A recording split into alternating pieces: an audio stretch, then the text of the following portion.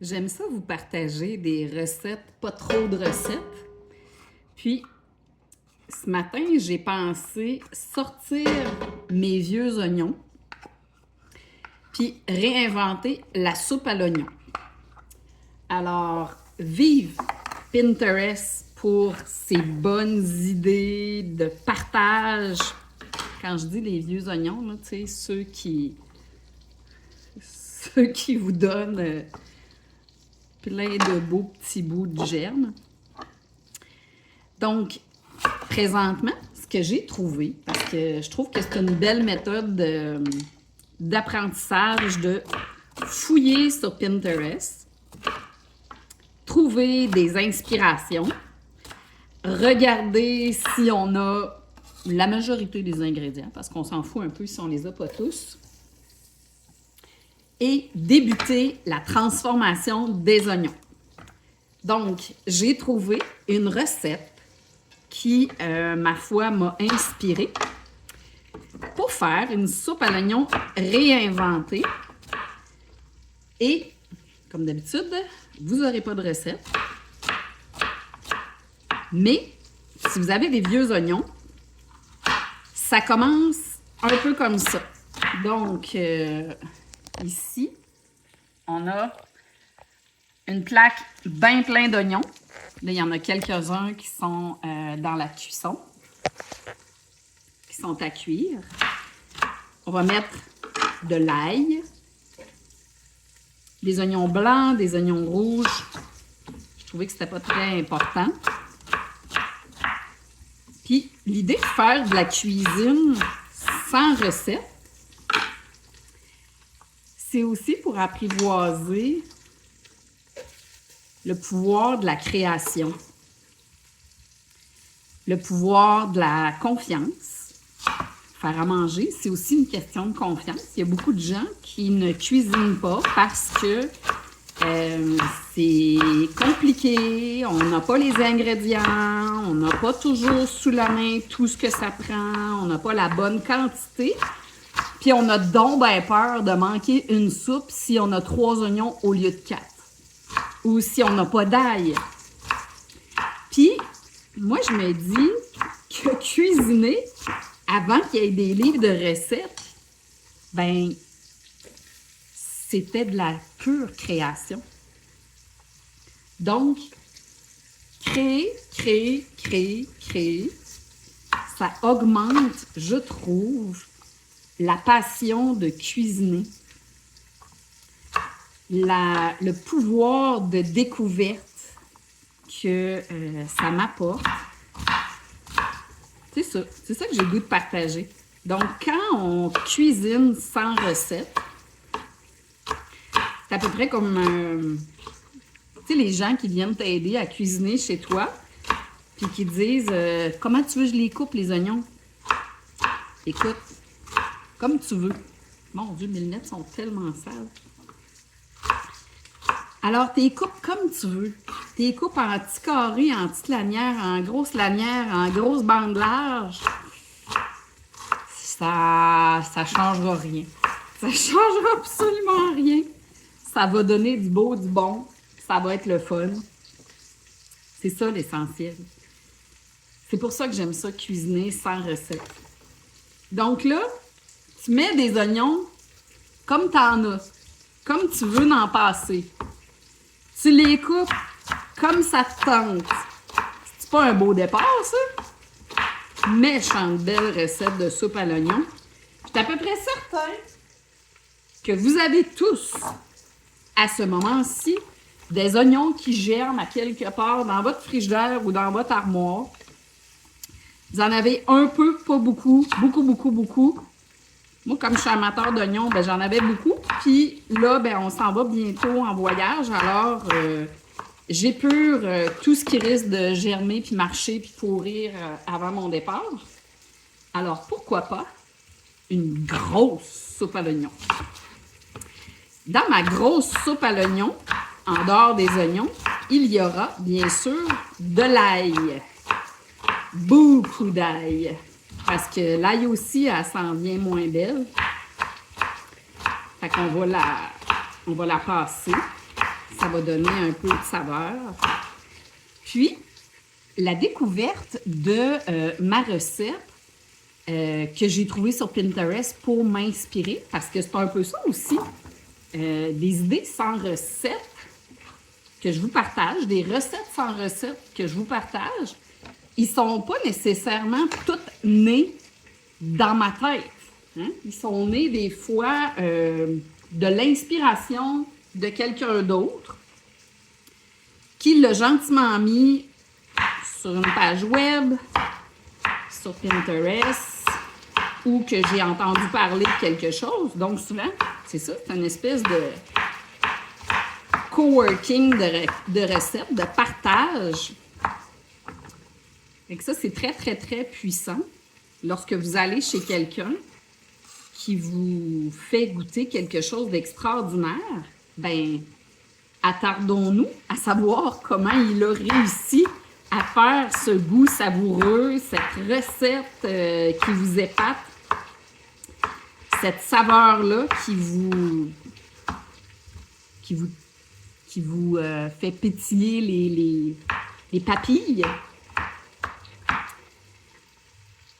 Et quand on s'attarde aux saveurs, dernièrement, dans mon livre de recettes indiennes de l'Inde, ça me fascine, les saveurs. Ça me fascine de voir qu'au Québec, on a beaucoup appris à faire sel-poivre ou poivre-sel.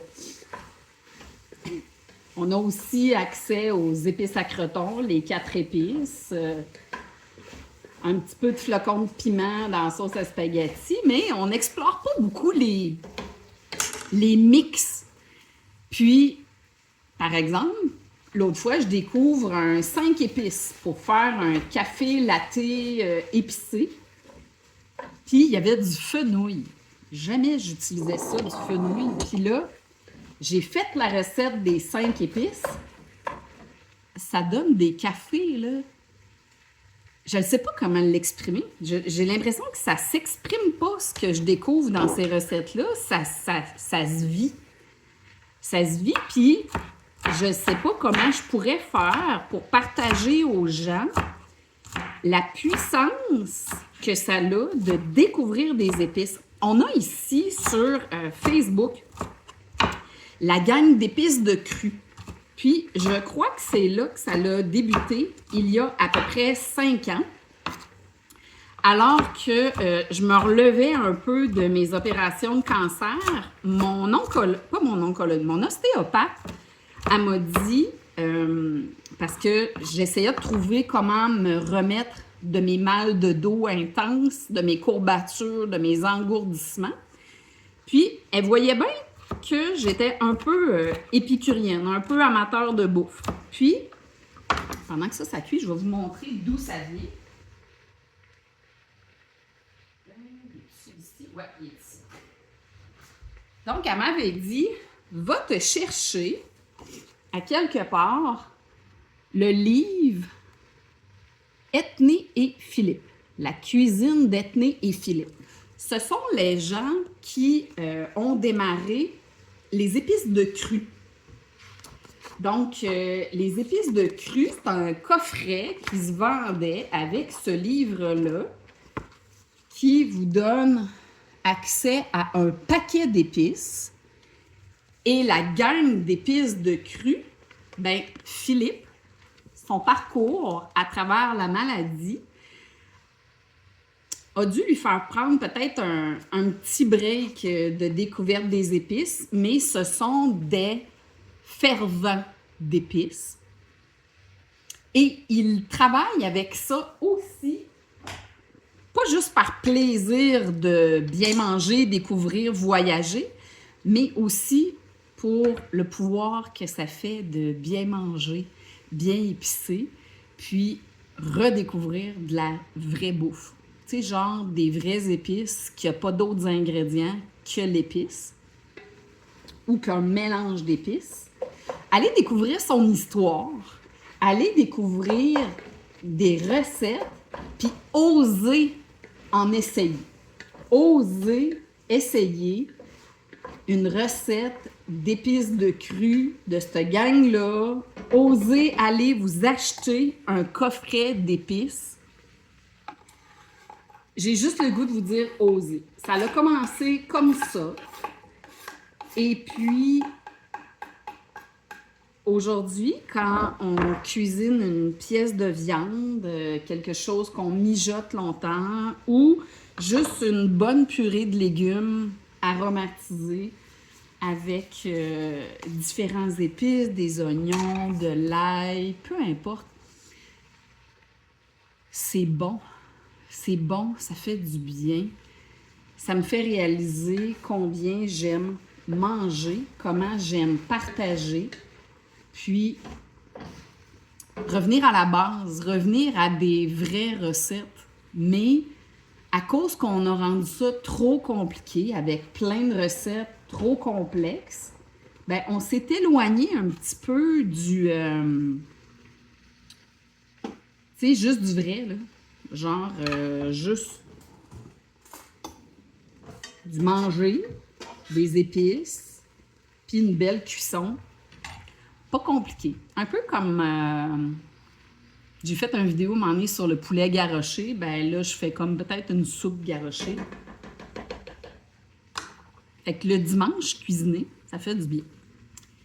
Dans la soupe à l'oignon, mine de rien, là, elle se prépare, elle se caramélise. Dans l'inspiration de la recette, ce qui m'a fascinée, c'est de voir qu'au lieu de travailler avec mon bon vieux restant de ça, parce que c'est à peu près juste ça qui me reste au bout de 5 ans, de bouillons préfabriqués, parce que maintenant, j'aime mieux faire des bouillons avec justement des vrais ingrédients et non pas... je sais pas si vous avez déjà pris le temps de lire les ingrédients, là, mais moi, j'adore ça. Donc ici, on a du sel comme premier ingrédient et du sucre comme deuxième ingrédient.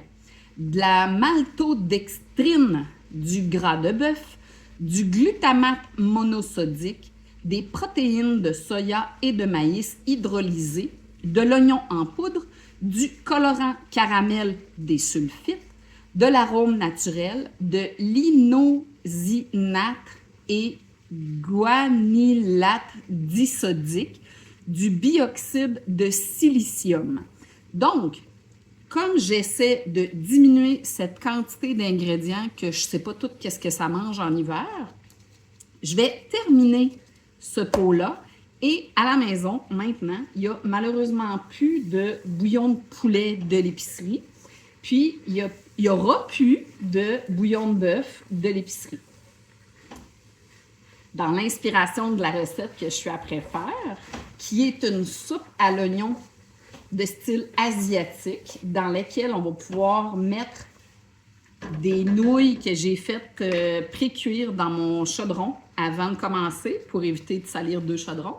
C'est des espèces de ramen, je vais vous les montrer. Donc, des espèces de petites nouilles,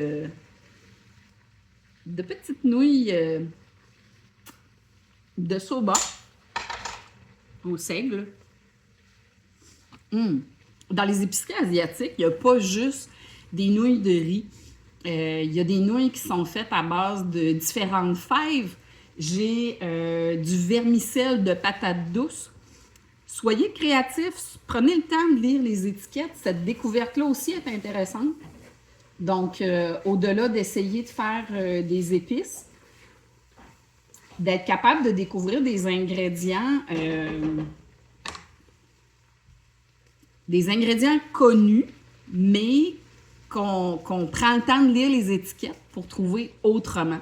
Fait que ça, c'est une trouvaille dans les épiceries asiatiques, d'être capable de lire, puis d'arrêter d'acheter juste des nouilles de riz, parce qu'il y a des nouilles de d'autres choses. Donc, les nouilles de d'autres choses, ben ils amènent d'autres choses, ils amènent d'autres nutriments. Fait que ça m'intéressait aussi de vous partager ça.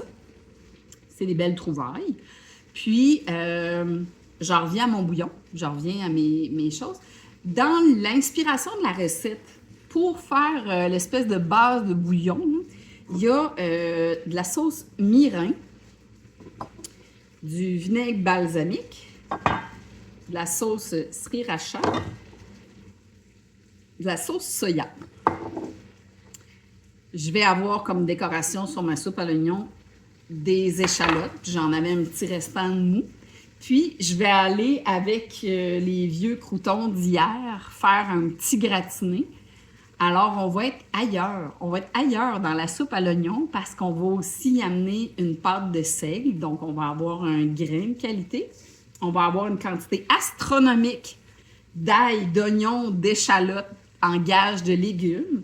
Puis, on va basculer tranquillement, pas vite, vers des bouillons un peu plus naturels, un peu plus goûteux, un peu plus savoureux.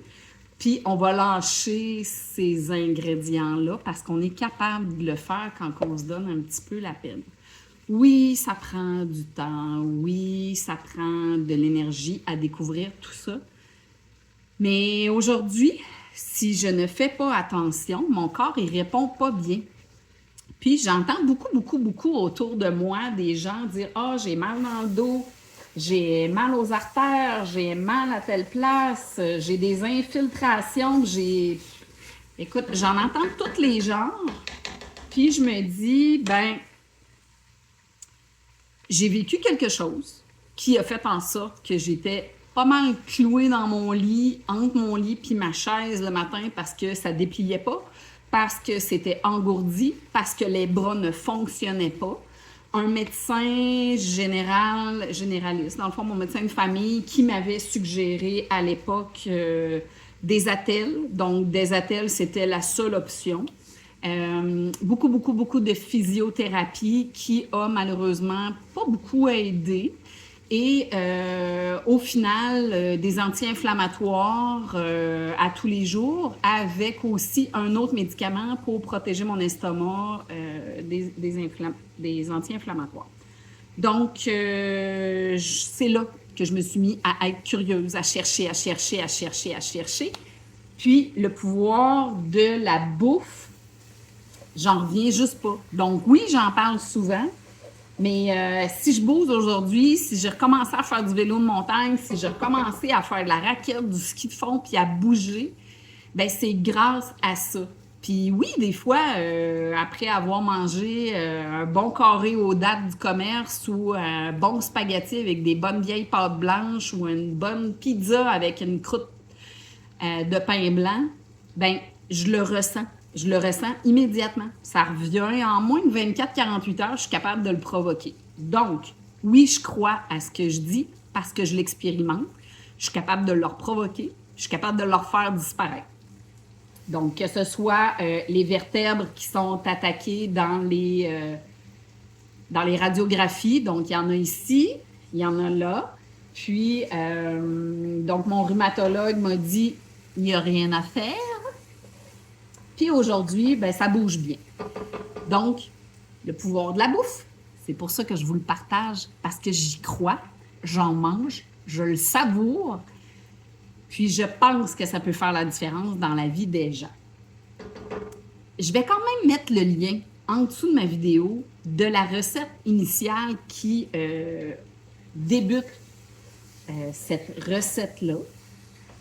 Donc, la soupe à l'oignon asiatique. Style ramen. Écoute, ça sent juste le bonheur. Donc là, c'est juste les oignons qui grillent avec de l'huile. J'avais de l'huile d'olive, un peu de beurre, de l'ail. Je ne mets pas de sel pour l'instant parce que je pense qu'il va en avoir assez avec la sauce soya, la sauce mirin et tout ça. Puis, dans la recette, on termine avec un bon mozzarella ou du fromage avec un petit peu de chapelure puis l'oignon vert sur le dessus. J'ose espérer pouvoir vous inspirer à faire de la bouffe, de la bonne bouffe simple avec vos restants, puis de vous faire confiance à créer des choses, sortir de votre zone de confort, puis dites-vous, ben cette semaine, je fais une nouvelle recette avec juste des ingrédients que je connais. Puis au final, ben moi, j'ai tassé beaucoup de produits laitiers. Mais oui, je vais mettre du mozzarella sur ma soupe à l'oignon parce que c'est indémodable. Et j'ai tassé les farines blanches. Donc, le pain que j'ai, c'est un pain multigrain, une belle base de farine de grains entiers. Puis, ensuite de ça, j'ai tassé les sucres, tout ce qui était sucre raffiné, sucre rapide. Fait que le carré aux dattes hier, il a fait mal. Puis, ben, à chaque fois que je bifurque comme ça, je m'en souviens, je m'en rappelle, puis je me ramène. C'est une belle évolution. Belle évolution aussi de faire plus de bouffe. Fait que je vous en souhaite plus, puis je vous mets la recette si des fois ça peut vous inspirer à faire une nouvelle soupe à l'oignon. Bye bye!